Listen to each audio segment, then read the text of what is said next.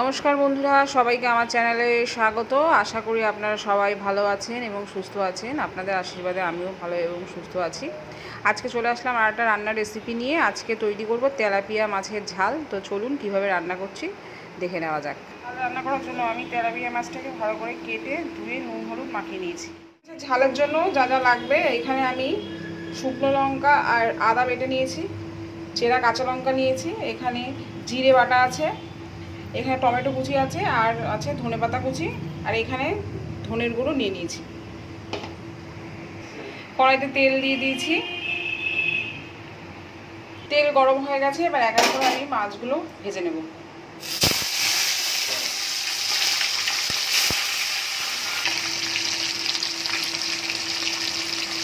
ভালো করে মাছগুলো ভেজে নিতে হবে।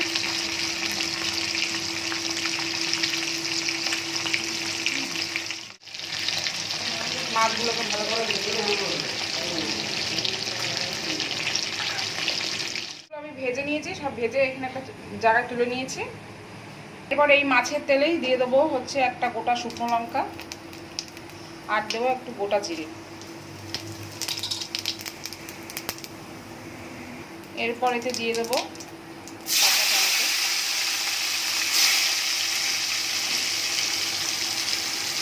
টমেটোটা ভালো করে গলে যাওয়ার জন্য দিয়ে দেবো একটুখানি লবণ।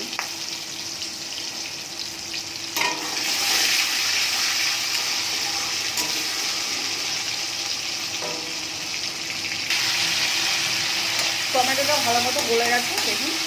এরপর আমি এতে দিয়ে দেবো জিরে বাটা, দিয়ে দেবো আদা এবং শুকনো লঙ্কা বাটা।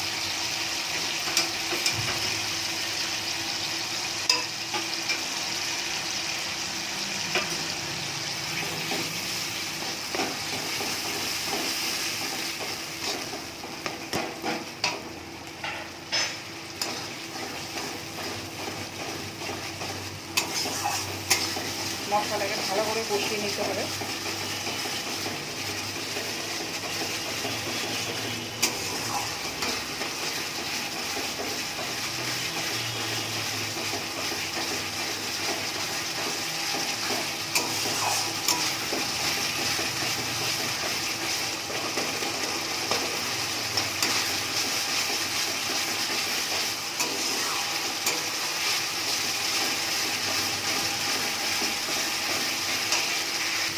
মশলাটা আমার ভালো মতো ভাজা হয়ে গেছে দেখুন, তেল ছেড়ে গেছে।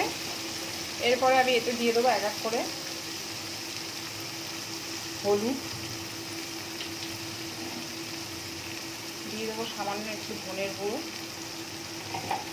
আর দেবো কটা চেরা কাঁচা লঙ্কা।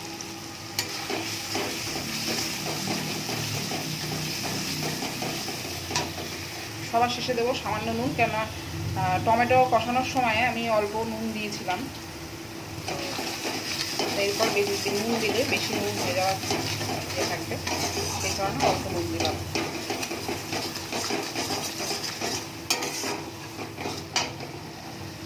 মশলাটা যাতে পুড়ে নেওয়া যায়, এতে দিয়ে দেবো সামান্য জল, যেটা মশলা বেটে রেখেছিলাম শিলনোড়া, সেই জলটাই দিয়ে দিলাম।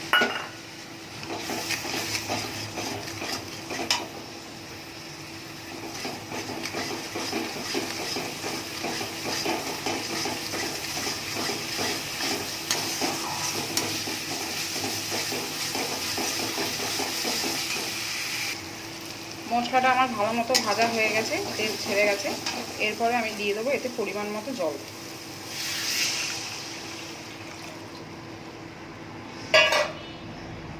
ফুটে গেছে, এরপরে আমি ভেজে রাখা তেলাপিয়া মাছগুলো আমি দিয়ে দেবো। ভেজে রাখা মাছগুলো সব এক এক করে দিয়ে দেবো।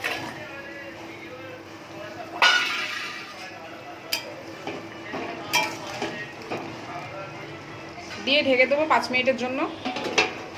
দিয়ে আসছি 5 মিনিট পর। দেখে নেব।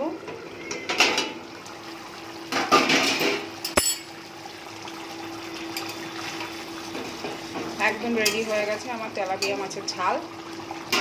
সবার শেষে দিয়ে দেবো কুচনো ধনেপাতা।